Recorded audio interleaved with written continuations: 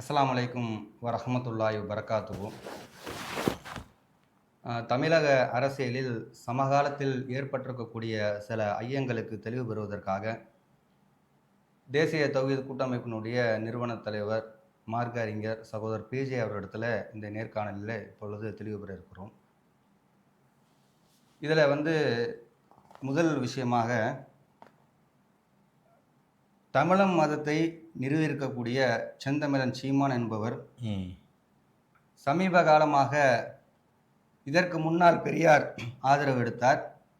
2023க்கு பிறகு பெரியார் எதிர்ப்பு என்று சொல்லி இப்பொழுது பிராமண கடப்பாறையை கொண்டு பெரியார் திராவிடத்தை நாங்கள் ஒன்றும் இல்லாமல் சுக்குநூறாக ஆக்குவோம் அப்படின்னு சொல்லி பேசி வரக்கூடிய காட்சிகள் எல்லாம் பார்த்துருப்போம்.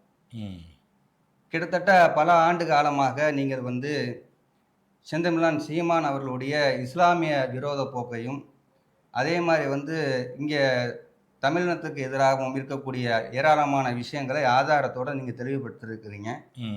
அப்படி இருக்கும் பொழுது ஏராளமான முஸ்லீம்கள் அதை விளங்கி அங்கேருந்து வெளியே வந்திருக்கிறாங்க. இப்படி இருக்கக்கூடிய சூழலில் எதிர்வரக்கூடிய அந்த தேர்தலை மையமாக வைத்து அங்கே இருக்கக்கூடிய சில இஸ்லாமிய பேருதாங்கிகளை அறைகுறைகளை வைத்து சமீபமாக சில கருத்துக்களை வெளியிட்டிருக்கிறார்கள். அதுக்கு உண்டான கேள்விகள் மக்கள் மன்றத்தில் எழும்பியிருக்கிறது.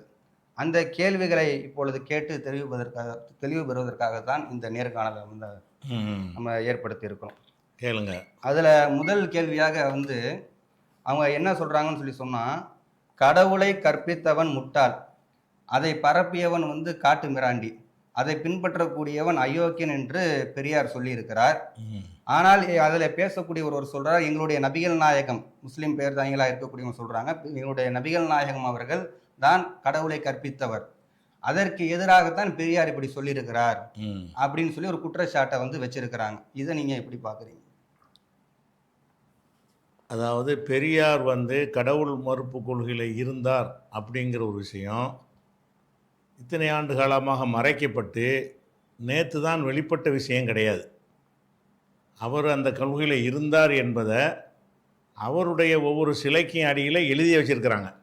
இதுதான் என்னுடைய கொள்கை என்பதை புதுசு அன்னைக்கு கண்டுபிடிச்சி சொல்ல வேண்டிய விஷயம் இல்லை. அவர் சொன்ன அந்த வாசகங்கள் எல்லாம் அவர் சொல்லலன்னு மறுக்கவும் கிடையாது, அவர் சொன்னதை யாரும் நிரூபிக்க வேண்டிய தேவையும் கிடையாது.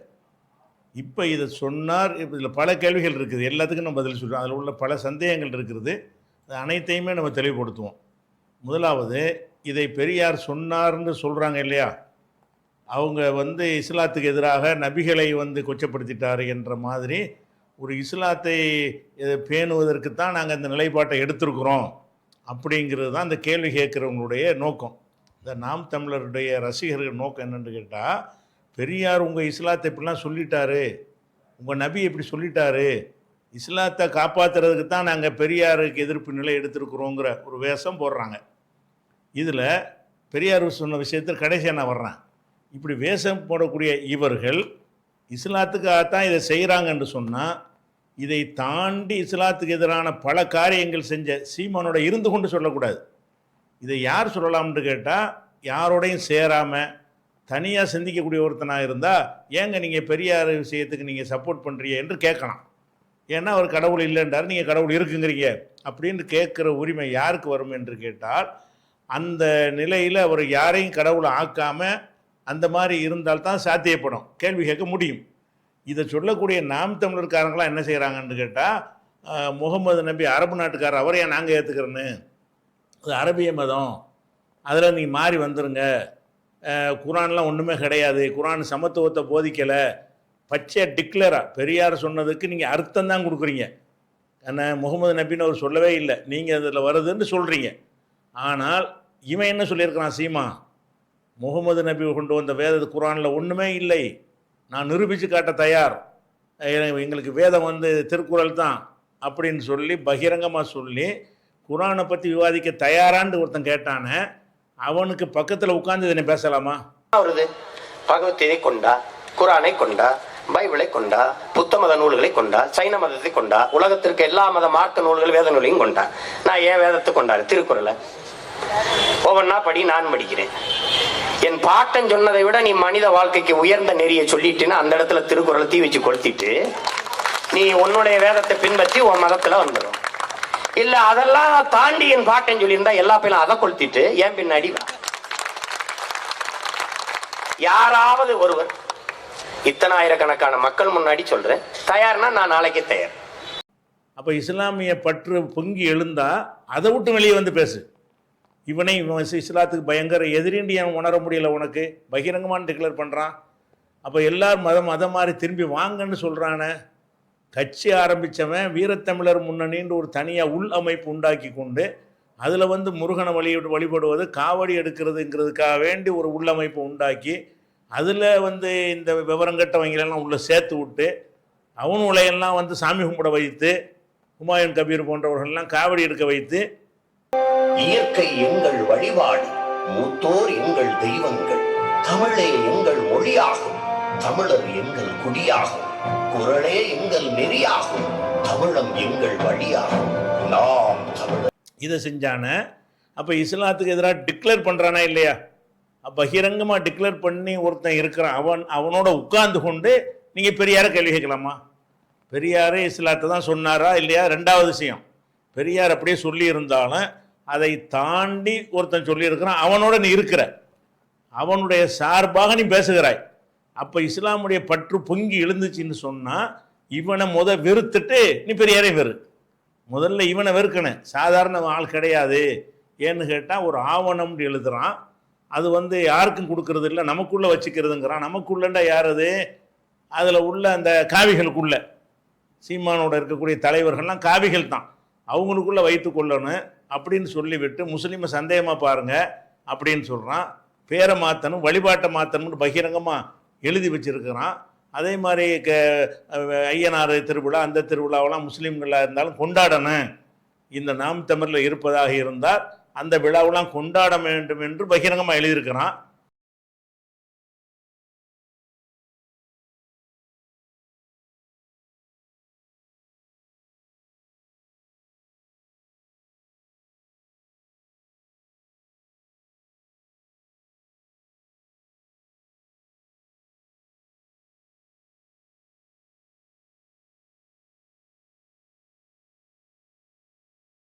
அப்போ இவ்வளவும் செஞ்ச ஒருத்தனோட நீ இருந்து கொண்டு அவனுடைய சார்பாக பிரச்சாரம் பண்ணும் பொழுது பெரியார் இப்படி சொன்னார், இதை மார்க்கப்பற்றில் துடிக்கிற மாதிரி, மார்க்கப்பற்று பொங்கி போய் எங்கள் உயிரின் மேலான நபி ஸல்லல்லாஹு அலைஹி வஸல்லம் அவர்களை இப்படி சொல்லுகிறார் என்று சொல்றிய, அந்த நபி ஸல்லல்லாஹு அலைஹி வஸல்லம் அவர்கள் தானே அவர் வெளிநாட்டுக்காரன் அப்படின்னு சொன்னார்.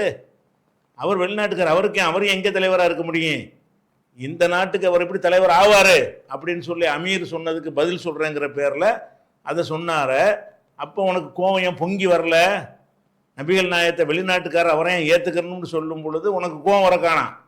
இது ஐரோப்பிய மதம், நமக்கானது இல்லை, இது நமக்கானது கிடையாதுன்னு சொல்லி. நமக்கானது எது? நமக்கானது நம்ம குலதெய்வம், நம்முடைய முப்பாட்டன்மார்கள், நம்முடைய மூத்தோர்கள் தான் நமக்கான தெய்வம், இதெல்லாம் நம்ம தெய்வம் கிடையாது அப்படின்னு சொல்லி அல்லாஹ் கிடையாதுங்கிறான், நபி கிடையாதுங்கிறான், குரான் கிடையாதுங்கிறான், எல்லாமே விட்டுட்டு வான்னு சொல்லி பகிரங்க டிக்ளேர் பண்ணுறான். அவனுக்கு பக்கத்தில் உட்கார்ந்துக்கிட்டு பெரியார் இஸ்லாத்தை பற்றி இப்படி சொல்லிவிட்டார்னு கொந்தளிச்சு போய் அதுக்கு தான் இருக்கிறாங்களாம். இஸ்லாத்தை பெரியார் எதிர்க்கிற காரணம் என்னன்னு கேட்டால் இஸ்லாத்தோட மோதிட்டார் அப்படிங்கிற ஒரு விஷயத்தை ஃபர்ஸ்ட் விளங்கிக்கணும். நான் சிவன் முருகனை வழிபடுறவன், அவன் மாயோனை வழிபடுகிற என் சகோதரன் வைணவன். இதுதான் எங்கள் சமயம். இஸ்லாம் நம்ம மதம் இல்ல, அரேபிய மதம். இஸ்லாம் நம்ம மதம் இல்ல, அரேபிய மதம். தெரிந்து கொள்ளணும், பைபிளோ பகவத்கீதையோ குர்ஆனோ நமது வேதம் இல்ல. இன்னைக்கு சில்லறை வர்த்தகத்தில் அந்நிய முதலீடு மாதிரி அதுக்கு முன்னாடி வந்த முதலீடு இதெல்லாம். இது எனக்காக சொல்லப்பட்டதில்ல, இது என்னுடைய வேதம் அல்ல. என்னுடைய வேதம் எது? பைபிள் கிறிஸ்தவர்களுக்கு, குர்ஆன் இஸ்லாமியர்களுக்கு, பகவத்கீதை இந்துக்களுக்கு. நமது மறை உலகில் வாழுகிற அவன் தமிழன் என்று சொல்றான். நீ யார்? இந்து. நீ இந்து இல்லையே, அது உன் மதம் இல்லையே, நீ யார்? மறுபடி கேட்கிறான். இஸ்லாம் அது ஓ மதம் இல்லையே, அரேபிய மதம். கிறிஸ்தவர் அது ஐரோப்பிய மதம். நீ யார்? கடைசி வரைக்கும் பதில் இல்லை. ஆனா தமிழர்களுக்கு தெய்வம் உண்டு, இறை உண்டு. வையத்துள் வாழ்வாங்க வாழ்வன் வானுரையும் தெய்வத்தில் வைக்கப்படும் என்னுடைய வேதம் கற்பிக்குது. முறை செய்து காப்பாற்றும் மன்னவன் மக்களுக்கு இறைந்து வைக்கப்படும். நான் உரிமைக்கு நிற்கும் போது எனக்கு வழிபாடும் இருக்கு. 50,000 ஆண்டுகளுக்கு மூத்த ஒரு தேசியனத்துக்கு மெய்யல்னு ஒண்ணு இருக்கு. என்னுடைய மெய்யல் கோட்பாடு, இயற்கை எனது வழிபாடு, மூத்தோர் எங்கள் தெய்வங்கள். கிறிஸ்தவமும் இஸ்லாமும் தமிழன் சமயமே இல்லையே. ஒன்னு ஐரோப்பிய மதம், ஒன்னு அரேபிய மதம். சமயம் என்னுடைய சமயம் சைவம். என்னுடைய சமயம் மாலியம், என்னுடைய சமயம் சிவசமயம். அத தெரியாம நீங்க மீளணும் அப்படின்னு மரச்சக்கு இன்னைக்கு வரையில அது மாதிரி இருக்கு, வா திருப்பி வா. சர்க்கரை சீனியை விட்டுட்டு கருப்பட்டிக்கு வரையில அது மாதிரி வந்துரு. அவ்வளவுதான் நான் கூப்பிடுறேன், அதுதான் கூப்பிடுறேன். இப்போ இது கேட்கக்கூடிய எந்த நாம் தமிழர்காரனாவது ஒரு இஸ்லாத்தை காக்கிற போர்வணி வந்தாயானால் அதுலேருந்து வெளியேறிட்டு இது கேளு. உன்னுடைய கேள்விக்கு வெயிட் இருக்கிறது. அதுலேருந்து வெளியேறிட்டு இவன் இப்படி தான் செஞ்சான், இவனை விட்டு நாங்கள் வெளியேறிட்டோம், இவனோட எந்த தொடர்பு வச்சுக்கிற மாட்டோம், நாங்கள் எதுலையுமே இருக்க மாட்டோம் அப்படின்னு சொல்லி அறிவித்து விட்டு நீ கேட்கணுமே தவிர, ஒருத்தன் ஒரு கொலை செஞ்சிட்டான்னு சொல்லி குற்றம் சுமத்துறான், அவன் 10 கொலை செஞ்சவனுக்கு பின்னாடி இருந்துகிட்டு இருக்கிறான். எப்படி இருக்காது? இவர் கொலை செஞ்சிட்டார்னு ஒரு ஆள் மீது குற்றம் சுமத்துறான், ஆனால் இவன் யாருடைய அடியாளா கையாளா இருக்கிறான்? 10 கொலை செஞ்சவனுக்கு கையாளா இருக்கிறான். அவன் எப்படி இந்த கேள்வி கேட்கலாமா? அவன் அட இவன் 10 கொலை உன் தலைவன் செஞ்சிருக்கானடா, அவன் நீ என்னடா ஒரு கொலையை பற்றி பேசுறேன்னு கேட்போமா இல்லையா? அதுக்கு இந்த நாம் தமிழர் ரசிகர் குஞ்சுகள் கேட்குற கேள்விக்கு வித்தியாசம் கிடையாது. இவர்கள் பெரியார் சொன்னாருங்க அந்த வார்த்தையிலிருந்து உள்ள அர்த்தம் கொடுத்து தான் இதெல்லாம் கொண்டு வந்து நுழைக்கிறாங்க. அப்படி நுழைக்கும் பொழுது சீமான் சொன்னதை கம்பேர் பண்ணோம்னு சொன்னால் பெரியார் சொன்னது ஒன்றுமே கிடையாது. இஸ்லாத்துக்கு எதிராக சொன்னதில் கம்பேர் பண்ணிங்கன்னா அது ஒன்றுமே இல்லைன்னு சொல்கிற அளவுக்கு உள்ள ஒரு விஷயம் என்பதை ஃபஸ்ட்டு விளங்கி கொள்ளணும். முதல் பாயிண்ட்டு இவன் இஸ்லாத்துக்காக இவங்க பேசவில்லை. இந்த நாம் தமிழர்கள் உள்ளவன்லாம் இஸ்லாமிய வேஷம் போடுறான். அவன் இஸ்லாத்தெல்லாம் விட்டுட்டு நாம் தமிழ மதத்தில் சேர்ந்து எவ்வளோ நாளாகி விட்டது. வெளி மேடைகளில் அந்த வேடங்களையும் அந்த அடையாளங்களையும் வைத்துக் கொள்கிறானே தவிர அது இஸ்லாம்னு சொல்ற நான் வெறுக்கிறேன்டான ஒருத்தன், அதுக்கு மேலே என்ன இருக்குது? அப்படிப்பட்டவனை உண்டாக்கிட்டான உனக்கு கோவம் வந்துச்சா? வெறுக்கிறேன்னு சொல்லி இஸ்லாம் என்று சொல்வதை என்னை முஸ்லீம்னு சொல்லி நான் வெறுக்கிறேன், அதுக்கு ஒருத்தன் வியாக்கியானம் கொடுக்குறான். அவங்கதான் அந்த சொல்லுக்கு அர்த்தம் பச்சையா இருக்கிறது. வெறுக்கிறேன்னு அர்த்தம். அதை எப்படி புரிந்து கொள்ளணும்? அவர் சொல்லாத ஒன்றை புரிந்து கொள்ளணும்னு இருக்கான். அவன் ஒருத்தன் பேசியிருக்கிறான். அப்போ நம்ம என்ன பார்க்குறோம்னு கேட்டால், இவர்கள் சீமானோட இருந்து கொண்டு பெரியாரை பற்றி கேட்டாங்கன்னு சொன்னால் அது அறிவீனம். இஸ்லாத்துக்கு அவங்க கேட்கல, இஸ்லாத்தின் மீது உள்ள பற்று, நபியின் மீது உள்ள அந்த பாசத்தினால அன்பினால இந்த கேள்வியை கேட்குறாங்களான்னு கேட்டால் அது இல்லை. ஏன்னா இப்போ 20 வருஷமாக தான் சொல்லிக்கிட்டு இருக்கிறான் சீமான். நபிகள் நாயகத்தை தான் கேவலப்படுத்துறது தான் அவனுடைய ஒரே அஜெண்டாவாக வைத்து கொண்டிருக்கிறான். அப்போ முதல் விஷயம் அதுவாயிடுச்சு ஃபஸ்ட்டு. ரெண்டாவது விஷயம், இதை இதான் உன்னுடைய நோக்கமாக இருக்குமேயானால் இதே பெரியாரை மற்ற யாரையும் விட அதிகமாக சீமான் கொண்டு போய் சேர்த்தானே, பேசினானே. பெரியார் மேடையில் தான் அவனுக்கு ஆரம்ப மேடையே கிடைத்தது. பெரியாரிஸ்டுகள் தான் அவன் தூக்கி கொண்டாடினாங்க. அப்போ பெரியாரை என்னவெல்லாம் பேசினா, இந்த கல்வெட்டில் எழுதியிருக்கிற விஷயம் கூட அவனுக்கு தெரியல. இப்போ மடையனா இருந்தான். அப்போ இந்த கடவுள் இல்லை, கடவுளை கற்பித்தான் முட்டாளுங்கிற இப்போ கண்டுபிடிச்சி சொல்கிறீல்ல, இது ஏதோ சொல்லாத மறைக்கப்பட்ட ஒரு விஷயத்தை கண்டுபிடிச்சா நீ நிலை மாறலாம். இது மறைக்கப்பட்ட விஷயம் இல்லையே. அவருடைய அந்த ஒவ்வொரு சிலைக்கு கிளையத்து அந்த சிலை வைக்கும்போது எழுதித்தானே வச்சிருக்கிறாங்க. அதில் அந்த கருத்தில் பெரியார் இருக்கிறார் என்று தெரிந்து கொண்டு பெரியார் ஆதரிச்சானா இல்லையா? பெரியாரை எதிர்க்கிறதுனா புதுசாக கண்டுபிடிச்ச விஷயத்துக்கு நீ எதைத்தானே ஒத்துக்கிறவன். இது கண்டுபிடிக்கிற விஷயம் இல்லையே. பெரியார் இப்படி தானே சொன்னார், தெரியுமா எல்லாருக்கும். பருவமடைந்த ஒவ்வொருவருக்குமே தெரியும். என்ன தெரியும்? இது பெரியாருடைய கொள்கை இதுதான்ட்டு தெரியும். அப்படி இருக்கும் பொழுது பெரியாரை எந்த அளவுக்கு நீ தூக்குன? பிரபாகரன் உண்டானது கூட பெரியாரனால தான் அப்படின்னு சொல்லி பிரபாகரனை என்கிட்ட சொன்னார் அப்படின்னு வேற சொல்லியிருக்கிறான் இவன். பிரபாகரனை இந்த விடுதலை புலிகளாக நாங்கள் உண்டானது காரணமே பெரியார் தான், பெரியாருடையதை கேட்டு தான் நான் உருவானேன் என்று என் தலைவன் பிரபாகரனை என்னிடத்துல சொன்னார்னு சொல்லி ஒரு உரையில் பேசுனதை நீ கேட்குறீங்க. அப்படி இருக்கும் பொழுது பெரியாரை பற்றி இவ்வளவு காலம் நீ ஏன் அதை உங்களுக்கு பளிச்சுன்னு தெரிகிற ஒரு விஷயம் உனக்கேன் தெரியல? இவ்வளோ நேற்று சொல்லலையே அவர், அல்லது ரகசியமாக ஒரு புஸ்தகம் எழுதி வச்சுட்டு போனார், அதை கண்டுபிடிச்சிட்டாங்க, அதில் இந்த மாதிரிலாம் எழுதியிருக்கிறாரு அப்படின்னா நீ நிலை மாறுவதற்கு ஒரு காரணம் சொல்லலாம். பெரியார் கடவுள் இல்லைன்னு சொன்னது எப்போ? அவர் பிரச்சார துவக்கத்தில் சொல்லிட்டார், அது எல்லாருக்குமே தெரியும். அப்படி இருக்கும் பொழுது அதை நியாயப்படுத்தி இந்த சீமானிஸ்டுகள் அம்புட்டு பேர் பேசினார்கள். அவன் சீமானோட இருக்கிறவன் போனவன் கண்டவன் அம்புட்டு பேர் பெரியாரை வச்சு என்ன. இன்னும் சொல்ல போனால் உங்களுடைய நிகழ்ச்சிகளுடைய பேனர்களில் பெரியார் இருப்பார். 23க்கு முன்னாடி உள்ள நிகழ்ச்சிகள்ல எல்லாம் பின்னாடி பெரியார் இருப்பார், பெரியாருடைய படம் இருக்கும். அப்போ பெரியாருடைய படத்தை வைத்து கொண்டு இவ்வளோ காலமாக நீங்கள் பிரச்சாரம் பண்ணி கொண்டிருந்தீங்களே, அப்பயும் உங்களுக்கு இது தெரியலை. அப்போ தெரிஞ்சுதான் இருந்திருக்கு. அப்போ நோக்கத்துக்கு சொல்றீங்க நடத்த தெரிஞ்ச ஒரு விஷயத்த 25 வருஷமா 20 வருஷமா 10 வருஷமா ஒருத்தன் தெரிஞ்ச விஷயத்துல இருந்துட்டு திடீர்னு சொல்றான்னு சொன்னா அவனுக்கு ஒரு நோக்கம் இருக்குமே தவிர அவன் நிஜமா உணர்ந்து சொல்றான்னு அர்த்தம் அது கிடையாது. நிஜமா உணர்ந்தீன்னு சொன்னா நீ அப்பவே பெரியாரை சீமான் முன்னிறுத்தும் போது நீ கேட்டிருக்கணும் சீமான்ட்ட, எப்படி இப்படியான ஒருத்தரை முன்னிறுத்துகிறாய், இப்படி ஒருத்தருடைய படத்தை எப்படி வைக்கிறா, எப்படி இப்படி பேசுகிறான்னு ஒத்தம் கேட்டியா? ரசிக குஞ்சா இருக்கிற எவனாச்சும் கேட்க மாட்டேன். ஏன்னா அவன் அதை தாண்டி சீமான் பேசுறது சகிச்சுக்கிட்டியே. அதை தாண்டி இஸ்லாத்துக்கு எதிராக சீமான் பேசுன விஷயங்களை நீ சகித்து கொண்ட, நீ இதை கேட்டிருக்க மாட்டாய். அப்போ இப்போ இஸ்லாமிய போர்வையில் வர்றாங்க. இதை இப்போ என்ன செய்கிறாங்கன்னு கேட்டால், இஸ்லாத்தை காப்பாற்றத்தான் நாங்கள் பெரியாரை எதிர்க்கிறோம் அப்படிங்கிற மாதிரி கொண்டு வர்றாங்க. ஒன்று ரெண்டு விஷயமாச்சா.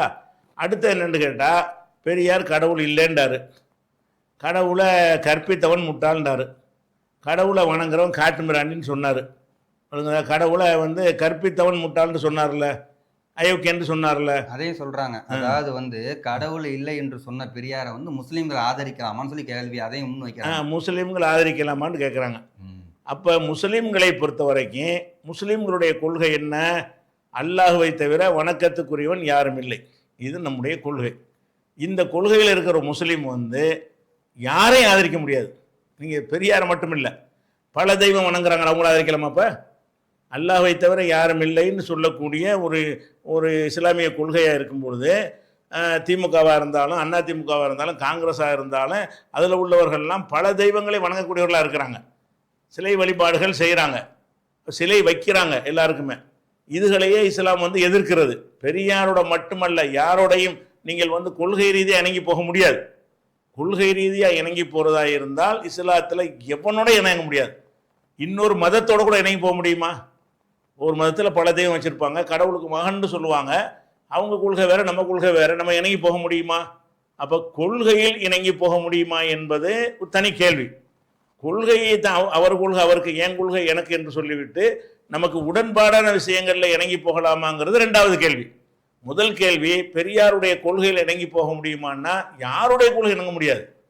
இந்துக்களுடைய கொள்கையில் இணங்க முடியாது, கிறிஸ்தவ கொள்கையில் இணங்க முடியாது, புத்த கொள்கையில் இணங்க முடியாது, பல தெய்வம் வணங்கக்கூடிய அவர்களோட இணங்க முடியாது, கடவுள் மறுப்பு உள்ள வேறு இயக்கங்களோடையும் இணங்கி போக முடியாது, சீக்கிய மதத்தோடு இணங்கி போக முடியாது. ஏன்னு கேட்டால், உங்களுக்கு ஒரு கொள்கை இருக்குது, முகமது தான் உங்களுக்கு வழிகாட்டி, அவங்க வேறு வழிகாட்டி வச்சுருக்கிறாங்க.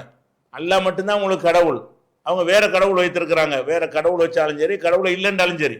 அப்போ அவங்களோடையெல்லாம் இணங்கி போக இயலுமா? பெரியாரை மட்டும் நீ கேட்குறிய, பெரியார் சொன்னது நாத்திகம், அதை அரபியில் குஃபுருமாங்க சொல்லுவாங்க. மற்றவங்க ஷிர்க்கு, இணை கற்பித்தல். இணை கற்பித்தல்னா பல தெய்வங்க நம்பிக்கைன்னு சொல்வது, அதையும் தானே இஸ்லாம் எதிர்க்குது. அப்படிப்பட்ட மக்களை எதிர்த்தானே நபிகள் நாயகமே பிரச்சாரம் பண்ணுறாங்க, பல தெய்வ நம்பிக்கையை வைத்து.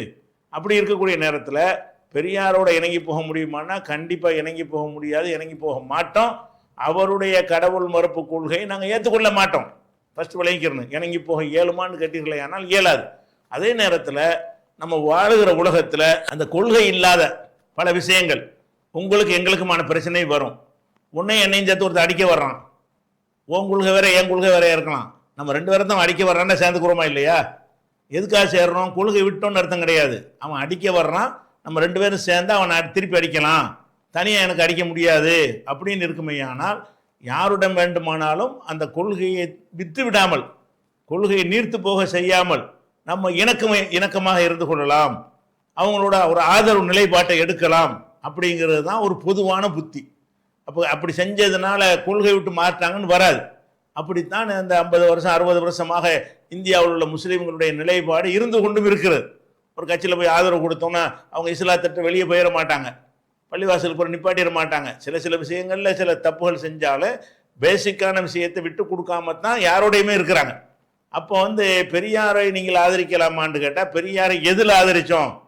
பெரியார் கடவுள் இல்லைன்றாரு, நாங்களும் இல்லைங்கிறோம். கடவுளை கற்பித்தவன் காட்டுமிராண்டர், நாங்களும் அதைத்தான் சொல்கிறோம். நாங்கள் சொன்னோமா? எந்த முஸ்லீமாவது சொன்னானா? அல்லது இந்த பெரியாருக்கு ஆதரவாக இருக்கக்கூடிய எந்த ஒரு இஸ்லாமிய அமைப்புகளாவது அதை சொன்னார்களான்னா சொல்லவே இல்லை. அவர் கொள்கையில் எங்களுக்கு அவருக்கு சம்பந்தமே கிடையாது. நாங்கள் எதிர்க்கிறோம், பெரியாருடைய கொள்கை எதிர்க்கிறோம் அப்படிங்கிற நிலைப்பாட்டில் நம்ம இருக்கிறோம்.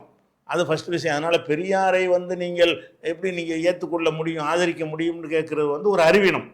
அறிவுலாம் எவனுமே கேட்க மாட்டான். எந்த ஒரு மனிதனாக இருந்தாலும் அதை விட்டுருங்க.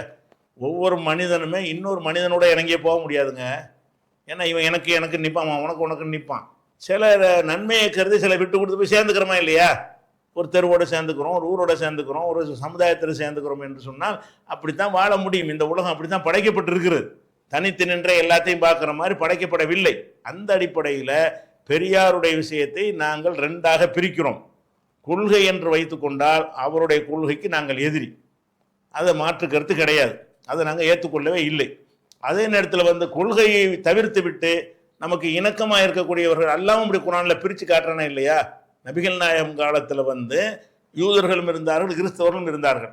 அவங்களுடைய எதிரிகளாக யூதர்களும் இருந்தார்கள், கிறிஸ்தவர்களும் இருந்தார்கள். அந்த எதிரிகளை எல்லாம் எப்படி பிரித்து காட்டுறான்னு கேட்டால், நீங்கள் உங்களுக்கு கடுமையான எதிரிகளாக வந்து இந்த யூதர்களை பார்க்குறீங்க, உங்களுக்கு நெருக்கமானவர்களாக கிறிஸ்தவர்களை பார்க்குறீங்கன்னு நல்லா சொல்கிறான்.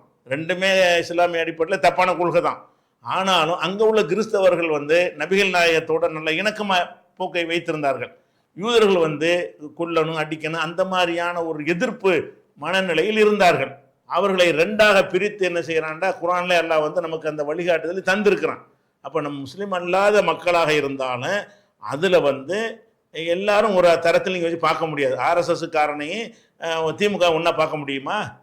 ஆர்எஸ்எஸ்ஸையும் வேறு வேறு காங்கிரஸையும் ஒரே மாதிரியாக பார்க்க முடியுமான்னா முடியாது. ஏன்னா அவன் ஆர்எஸ்எஸ்ங்கிறவன் உங்களை அழிக்கணும் என்பது அவனுடைய கொள்கை. அழிக்கணுங்கிற ஒரு கொள்கையில் இருக்கிற நேரத்தில் இவங்களுக்கு அந்த கொள்கை கிடையாது. வேறு வேறு கட்சிக்காரனுக்கு உங்களை தூக்கி நிப்பாட்டணுங்கிற ஒரு கொள்கை இல்லாட்டான அவர்கள் உங்களை அழிக்கணுங்கிற கொள்கையில் அவங்க இருக்கலை. அப்படி இருக்கக்கூடிய நேரத்தில் யாரோட இணக்கமாக இருக்கணும் என்று முடிவு செய்வது வந்து அவங்களுடைய தப்பான கொள்கையை ஆதரிக்கிறோங்கிற அர்த்தம் வராது. இதை ஃபஸ்ட்டு விளைவிக்கணும் ஒரு விஷயம். ரெண்டாவது பாயிண்ட் அடுத்து என்னன்னு கேட்டால், அப்போ அவர் சொன்ன அந்த வாசகம் உங்களையும் தானே நபியையும் தானே கட்டுப்படுத்துது, அந்த விஷயத்துக்கு வருவோம். கடவுளை கற்பித்தவன் வந்து காட்டு மிராண்டின்னு சொன்னால் முகமது நபி தான் எங்களுக்கு கடவுளை கற்பித்தாருன்ற அளவுக்கு உட்காந்து உளர்றாங்க. அப்படியே முகமது நபி கற்பித்த கடவுளை பற்றி அவர் சொல்கிறார். நாங்கள் கற்பித்த கடவுளா? நாங்களாம் ஒன்று செஞ்சு வச்சுக்கிட்டா கடவுள்னு சொல்கிறோம். அவர் கடவுளை கற்பித்தவனை தான் சொன்னார், அது எங்களை சொல்லவே இல்லை. நாங்கள் கடவுளை கற்பிக்கவே இல்லை, இருக்கிற கடவுளை நம்புகிறோமே தவிர நாங்கள் கடவுளை கற்பித்தம் என்ற ஒரு கூட்டத்தில் நாங்கள் வரவே மாட்டோம். அவர் நீ என்னதான் எழுதி நீ வந்து வியாக்கியானத்தை கொடுத்தாலும் சரி, அவர் யாரை சொன்னார் என்றால், இவனா ஒரு பொருளை தயாரிக்கிறான், இவனா அது போய் கடவுளுங்கிறான், இவனா அதுக்கு ஒரு உருவத்தை கொடுக்குறான், இந்த மாதிரி கற்பிக்கிறார்கள் இல்லையா? அந்த கடவுளத்துக்கு உடைப்பெண்லாம் சொன்னார். எந்த கடவுள் உடைச்சாரு? அல்லவையா உடைச்சாரு? உடைக்க முடியுமா? கடவுள் சிலையை உடைச்சு அவர் இந்த சிலை வடிவமாக பல வடிவங்களாக வைத்துக்கொண்டு மனிதர்களாகவே உண்டாக்கி கொள்கிறார்கள் இல்லையா? கற்பிதம் செய்கிறார்கள் இல்லையா? அதை வந்து அவர் சொன்னார். இந்த கடவுளுங்கிற விஷயத்தை முகமது நபி தான் முதல்ல கற்பிதம் பண்ணாரா? அவருக்கு முந்தி இருக்கலையா? ஆதியிலேருந்து கடவுள் நம்பிக்கைங்கிறது, கடவுள் ஒருத்தன் இருக்காங்கிற நம்பிக்கை இருந்தது. அதை முகமது நபியும் சேர்ந்து சொன்னாரே தவிர கடவுள் என்ன செய்கிறான்னா கடவுள்னே ஒன்று இல்லாமல் இருந்துச்சு, முகமது தான் கற்பனை செஞ்சாருங்கிற அளவுக்கு இவங்களுடைய புத்தி போயிருக்குது. முகமது நபி கடவுளை கற்பிக்கவே கிடையாது, இருக்கிற கடவுளை சொன்னார். இருக்கிற கடவுளை சொல்றவருக்கு இந்த வாசகம் பொருந்தாது என்று நாங்கள் எடுத்துக்கொண்டோம். அவரும் அப்படித்தான் நினைத்தார். பெரியார் நினைஞ்சார்னு கேட்டால் அந்த கற்பித்தவனை தான் காட்டு மிராண்டின்னு சொன்னாரே தவிர உங்களை வந்து நீங்கள் சொல்ல கடவுளை ஏற்றுக்கிற மாட்டார். இஸ்லாம் சொல்லக்கூடிய கடவுளை அவர் ஏற்றுக்கிற மாட்டார், அதில் மாற்று கருத்து கிடையாது. அதே நேரத்தில் வந்து உங்களை காட்டு மிராண்டின்னு அப்படி கருதி இருப்பாரையானால் ஒரு ஒட்டுமொத்த ஊரே இஸ்லாத்துக்கு வருது இவர் தலைமையில். அங்கே ஒரு உரையாற்றாரு, இணை இழிவு நீங்க இஸ்லாமே நன்மருந்துங்கிற பேரில் அந்த உரை வந்து புத்தகமாக வந்திருக்கிறது. அப்போ அந்த மாதிரியாக வந்து இஸ்லாத்தில் ஒரு பெரும் கூட்டம் சேருவதற்கு ஒரு காரணமாக இருந்தார். இன்னைக்கு ஒரு நிமிஷத்துக்கு முன்னாடி இஸ்லாத் 9:59 இஸ்லாத்தை ஏற்றால் 10 மணிக்கு அவன் தீண்டாமல் அவனை விட்டு போயிடும், 10 மணிக்கு அவனுடைய ஜாதி அவனை விட்டு போயிடும்னு சொன்னார. அவர் யாரை சொன்னான்னு இப்போ விளங்குதா? அப்படின்னு சொன்ன மாதிரியா ஒருவராக இருந்தார். அவர் ஏன் இந்த வேலையை செய்கிறாரு? ஏன்டா எல்லாம் ஒன்று தானடா, எல்லாம் அது கடவுள் தானடா, ஏன்டா அங்கே போகிறீங்க? கடவுள் இல்லைன்னு என்னோடவே நில்லுங்கன்னு சொல்லணுமா இல்லையா? அவர் என்ன நினைக்கிறாரே, உனக்கு தீண்டாமல் போகணும்டா இதுக்குள்ளே இருந்து முடியாது, கத்திக்கிட்டு நானும் இருக்கத்தான் செய்கிறேன், போகலை. தீண்டாமல் போகணுமா இருந்தால் இதை விட்டு வெளியே தான் போகணும். இதை விட்டு வெளியே போகிறதா இருந்தால் இஸ்லாத்தை விட ஒரு சான்ஸ் இல்லை, அப்படி தானே அவர் சொன்னார். சொல்லித்தானே. அப்போ என்ன பெரியாரையும் வெறுக்கிறீங்க? பெரியார் வந்து கடவுள் இல்லைன்ற கொள்கையை சொன்னார், அவருடைய கொள்கை அது. நாங்கள் கடவுள் இருக்கிறாங்கிற கொள்கை. இப்போ நாங்கள் கடவுளுடைய கொள்கையில் இருக்கிறான்னு தெரிஞ்சுக்கிட்டு தானே இஸ்லாத்துக்கு போகிறத ஆதரிச்சார் அவர். முஸ்லீம்கள் வந்து கடவுள் இருக்குன்னு சொல்கிறான், நீ அதில் போய் சேர்ந்துடாத, அவனும் கடவுளுங்கிறான் இவனும் கடவுளுங்கிறான், அவனும் காட்டு மிராண்டி இவனும் காட்டு மிராண்டி சொன்னாரா? அவன் காட்டு மிராண்டி இல்லைன்னு சொன்னாரா? இஸ்லாத்தில் போய் சேர்ந்தா உனக்கு இணைய நீங்கிரும்னு சொன்னால் என்ன அர்த்தம்? உன்னை காட்டு மிராண்டி அவர் கருதவே இல்லை. அப்போ அந்த மாதிரி ஒரு அடிப்படையில் நீங்கள் பார்க்கும் பொழுது பெரியார் வந்து எங்களை தான் சொன்னாருன்னு சொல்கிற, உங்களை சொன்னாருன்னு நடந்தார் அவர்? உங்களை சொன்னார்ன்னு சொன்னால் இஸ்லாத்தை வெறுத்திருக்கணுமே, அவர் இருக்கலையே. முகமது நபியை வந்து அவர் மீலாது விழாவெல்லாம் கொண்டாடி இருக்காரு.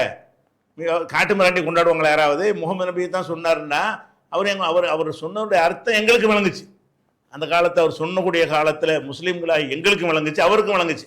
இன்னும் சொல்ல போனால் அவர் ஒரு மதத்தில் இருந்து வந்தவராக இருந்ததுனால, அதனால் அதிகம் பாதிக்கப்பட்டதுனால, அதுக்காகத்தான் அவர் வந்து கடவுள் பிரச்சனை எடுத்தாரே தவிர அவருடைய பிரதான வந்து இந்த தீண்டாமை சாதி தான்.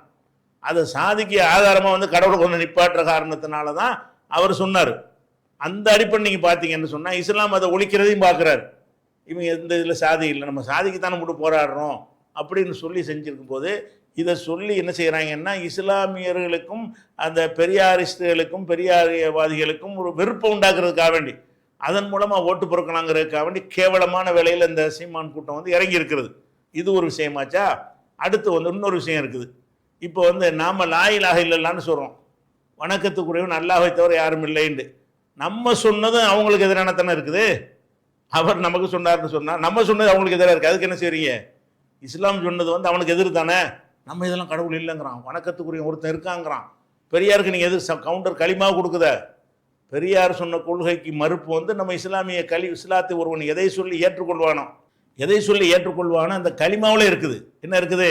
லா இலாஹ இல்லல்லா, அல்லாவை தவிர யாரும் வணக்கத்துக்குரியவன் இல்லைன்னு இதை தமிழில் சொன்னால், ஒரு வணக்கத்துக்குரியவன் இருக்கிறான்னு நீங்கள் சொல்கிறீங்கல்ல, அவர் இல்லைங்கிற நீங்கள் இருக்கிறீங்கல்ல, நீங்கள் எங்கே அட்ஜஸ்ட் பண்ணீங்க? உங்கள் கொள்கையில் தெளிவாக இருக்கிறீங்க. அவர் தான் கடவுள் இல்லைன்னு சொல்லிட்டு இருந்தாரே தவிர முஸ்லீம்களாக நாம் என்ன செஞ்சோம்? லா இலாஹ, எங்களுக்கு கடவுள் இருக்கிறான், அவனுக்கும் பதில், அவருக்கு பெரியாருக்கும் பதில் அதில் இருக்குது. முகமது நபியே சொல்லிட்டு போயிட்டார் பதில்.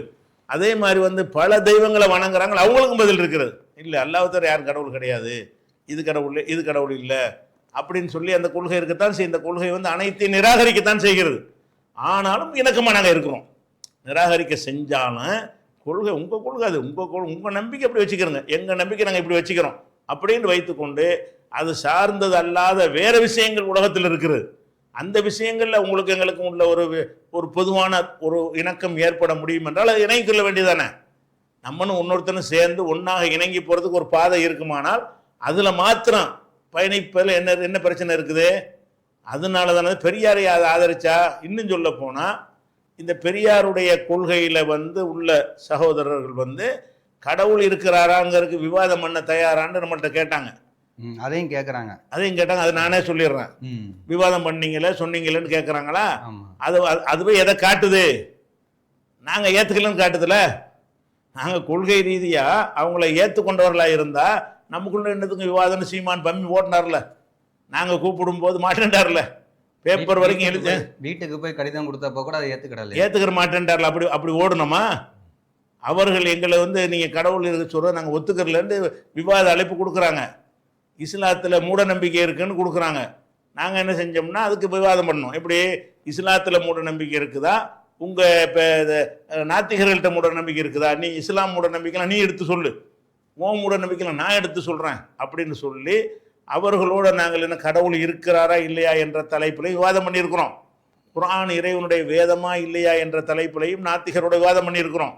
அதே மாதிரி இஸ்லாமியர்கள்ட்ட மூட நம்பிக்கை, இஸ்லாத்தில் மூட நம்பிக்கை இருக்கிறதா, நாத்திகர்கள்ட்ட மூட நம்பிக்கை இருக்கிறதா என்ற தலைப்பிலையும் விவாதம் பண்ணியிருக்கிறோம். அந்த விவாதங்களில் இவர்கள்ட்ட இருக்கிற மூட நம்பிக்கைலாம் நம்ம எடுத்து காட்டுறோம். அப்படி வந்ததுனால எதிரியாயிரல. அவன் நாத்திகர்கிட்ட குணம் பேசணும்ல, பேசின பிறகு அவர்கள் நம்மோட பேசிக்கொள்வார், நம்ம அவங்களோட பேசிக்கொள்வோம். நாம் அவங்களும் சேர்ந்து நிற்க வேண்டிய பிளாட்ஃபாரத்தில் ஒன்றா நிற்கத்தான் செய்வோம். அது வந்து ஒத்துக்கொண்டு நீ எங்களை தாராளம் விமர்சிக்கலாம் அப்படின்னு ஒரு மேடை இருந்ததுனால அதில் விமர்சித்தாங்க. அது மாதிரி அவங்கள விமர்சிக்கலாம்ன்ற அந்த மேடையாக இருந்ததுனால நாங்களும் விமர்சித்தோம். அந்த விமர்சிக்கிற மேடை என்பதை வந்து எதிரியாக இருந்து கொண்டோ சண்டை போட்டுக்கொண்டோ அதை செய்யவில்லை. கருத்து ரீதியாக நீங்கள் சொல்கிறது சரியா, நாங்கள் சொல்கிறது சரியான்னு பேசுவதாக இருந்தால் ரெண்டையும் தான் பேசுவாங்க. அவங்களும் இஸ்லாமியர்களை பற்றி, இஸ்லாமிய நம்பிக்கையை பற்றிலாம் நிறைய கிண்டல் அடிச்சுனா பேசுனாங்கல்ல, அதுக்கு நாங்கள் பதில் தான் சொல்லுவோமே தவிர இஸ்லாத்தை ஒழிக்கிறதுக்கு இப்படி பேசுகிறான்னு நாங்கள் எடுத்துக்கொள்ள மாட்டோம். அவன் நிலையில் இருந்ததை பேசுகிறான், எங்கள் நிலையில் இருந்து அதுக்கு பதிலும் சொல்லுவோம், அவர்கிட்ட உள்ள மூட நம்பிக்கை எடுத்து காட்டுவோம். அப்படின்னு நம்ம நடந்த எதை காட்டுகிறது? அன்னைக்கு பெரியாரை எதிர்த்து விட்டு இன்னைக்கு அன்னைக்கு உள்ளதான் என்னைக்கும் ஒரே நிலை தான். பெரியாரை வந்து எந்த காலத்திலையும் அவர் சொல்ற கொள்கைக்காக நாங்கள் ஆதரிக்கவில்லை. பெரியாருடைய சமூக நீதி விஷயங்களில் வந்து நாங்கள் ஆதரிக்கிறோம். அன்னைக்கும் ஆதரித்தோம், இன்னைக்கும் ஆதரிக்கிறோம், என்னைக்கும் ஆதரிப்போம். ஏன்னு கேட்டால் அது எங்களுக்கும் சேர்ந்தது, எங்களுடைய நன்மையும் அதில் அடங்கி இருக்கிறது. அந்த மாதிரி விஷயங்களை அவர் பேசும் பொழுது நாங்கள் என்ன செய்வோம்? எடுத்துக்கொள்வோம். அதே நேரத்தில் வந்து எங்கள் மார்க்கம் இஸ்லாம் கொள்கைன்னு வரும் பொழுது அவரை விட்டு நாங்கள் எட்டி தான் நிற்போம், தள்ளி தான் நிற்போம், ஒட்டியே நிற்க மாட்டோம், அந்த விஷயத்தில் ஒன்றுபடவே மாட்டோம் என்பதை அந்த பெரியாரிஸ்டுகளும் விளங்கி வைத்திருக்கிறார்கள், முஸ்லீம் சமுதாயமும் விளங்கி வைத்திருக்கிறது. இவங்க இடையில் நுழைஞ்சு குட்டையை குழப்புறது ஒர்க் அவுட் ஆகாது. நீ நினச்சிக்கிற இஸ்லாமிய பக்தியை சொல்லி பெரியார் உங்களுக்கு எதிரியாக இருக்கானா சிரிப்பானு ஏன்னு தெரியுமாடா, எங்களுக்கு பச்சை பிள்ளையே தெரியுமே, என்ன புதுசாக கண்டுபிடிக்கிறேன், என்ன புதுசாக கண்டுபிடிச்ச மாதிரி முஸ்லீம்கள்ட்ட போய் சொல்ல போகிறானான். இதை அவன் போகும்போது பஸ்ஸில் போகும்போது காரில் போகும்போது பார்க்குறான் எழுதி வச்சுக்கிறத. அதை பெரிய கண்டுபிடிப்பு மாதிரி போய் சொன்னீங்கன்னா இது உனக்கு பயன் தருமா? முதல்ல உனக்கு ஓட்டு பொறுக்கிற கூட பயன் தராது. அப்போ நீ மதம் மாறி போய்விட்டா, நீ தமிழம்ங்கிற மதத்தில் இருந்து கொண்டு வீர சைவம்ங்கிற மதத்தில் இருந்து கொண்டு நீ முஸ்லீம்கள் இதை சரியான முறையில் விளங்கி வச்சிருக்கிறாங்க. ஆனால் இந்த மாலிய மதத்தில் இருக்கக்கூடிய நாம் தமிழர் கட்சியில் இருக்கக்கூடியவங்க அந்த அறகுறைகள் சரியா விளங்காதனாலதான் என்ன பண்றாங்க, அதை விட்டுட்டு இஸ்லாத்தை விட்டுட்டு கூட காவடி தூக்குறாங்க, இஸ்லாத்தை விட்டுட்டு கூட வீர சைவ முன்னணியில எனக்கு பதவி கொடுக்கலன்னு சொல்லி சண்டை போடுறாங்க, இஸ்லாத்தை விட்டுட்டு தான் போய் சிலை வணக்கத்துல ஈடுபடுறாங்க, பட்டை அடிச்சுக்கிறாங்க. இது மாதிரியான விஷயங்கள்லாம் ஒரு இடத்துல அதிகமாக பார்க்க முடிகிறது. இருக்கு. அப்ப உறுதிமொழி எடுக்கிறாங்களே அந்த வீரத்தமிழர் முன்னணியில போய் அப்படி அந்த மாதிரி விஷயம். அதனால பெரியாரை இவர்கள் பெரியார் இஸ்லாத்தை கொச்சைப்படுத்தினார் என்று சொல்வது அது தவறு. இவங்க வியாக்கியானம் கொடுக்குறாங்க. அவர் அப்படி நடந்து கொள்ளவே இல்லை என்பதில் மாற்று கருத்து கிடையாது. நாமளும் பெரியாரை ஆதரிச்சேன்னு பேசவே இல்லை. பெரியாருடைய கொள்கை கரெக்டு, பெரியார் சரியான விஷயத்தை பேசினார்னு நம்ம சொல்லவே இல்லை. இன்னும் சொல்ல போனால் உதாரணத்துக்கு சொல்கிறேன், இது ஒரு ஆதாரமாக எடுத்துக்கொள்ளக்கூடாது தான். அந்த விஜய் என்ன செய்கிறாருன்னா, பெரியாரை தலைவர்னு அறிவிச்சார்ல, கடவுள் மறுப்பு கொள்கை தவிரன்னு சொன்னார். அதாவது விஜய் அந்த பேசும்போது பெரியாரை நாங்கள் ஏற்றுக்கொள்வோம், ஆனால் அவருடைய கடவுள் மறுப்பு கொள்கையை தவிரன்றார், அதை ஏற்றுக்க மாட்டோம்ன்றார். அந்த மாதிரி விஜய் மாதிரி ஆட்களே தெளிவாக இருக்கிறாங்க. உங்கள்கிட்ட அந்த தெளிவு கூட இல்லையடா. விஜய் தெளிவாக பேசுகிறாரு, எப்படி நாங்கள் பெரியாரை சப்போர்ட் பண்ணுவோம், ஆனால் கடவுள் இல்லைங்கிறோம், நாங்கள் கடவுள் இருக்குங்கிறோம், அவர் இல்லைன்றார். அதை தவிரன்னு சொன்னார்ல, அவருக்கு அந்த விஷயத்தில் ஒரு தெளிவான புரிதல் இருக்கா இல்லையா? அது உனக்கு இருக்குதா? நாங்கள் பெரியாருடைய கடவுள் மறுப்பை ஏற்றுக்கிட்டோமா, அதை ஆதரிச்சோமா? எந்த ஒரு முஸ்லீமா செஞ்சாலும் நீ ஆதரிச்ச. நீ இஸ்லாத்தினுடைய அத்தனை அம்சத்துக்கு எதிராக இந்த சீமான்கிறவன் பேசுகிறான், அவனுடைய வேட்பாளராக இருக்கிற, அவனுக்கு பிரச்சாரகராக இருக்கிற, அவனை குசிப்படுத்துறதுக்காக வேண்டி உச்சி தொண்டையிலேருந்து கத்துகிறாய். ஆனால் நீ என்ன நினைக்க மாட்டேங்கிற, உனக்கு பின்னாடி முட்டு சரக்கு இருக்க, பெரியாரை சொல்கிறதுக்கு தாண்டிமே இருக்கிறானே, ஒன்னா நம்பர் இஸ்லாத்தின் எதிரியாக இருக்கிறானேன்னு உனக்கு வழங்க மாட்டேங்குது. அதான் அந்த பெரியார் சொன்ன விஷயத்துக்கு பதில் தான்.